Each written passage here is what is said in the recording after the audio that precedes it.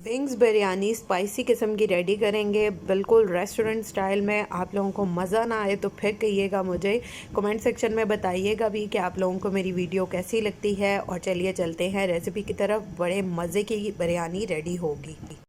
बिस्मिल्लाहिर्रहमानिर्रहीम। अस्सलामुअलैकुम। हुज़ैफ़ा's किचन में सबका वेलकम है। मैं हूँ ज़ोहरा उमर।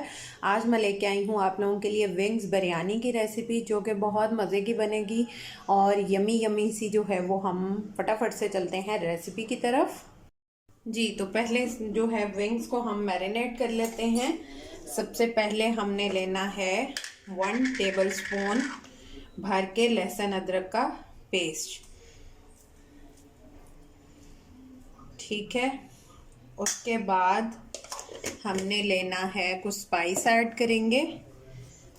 सबसे पहले 2 टीस्पून लाल मिर्च पाउडर,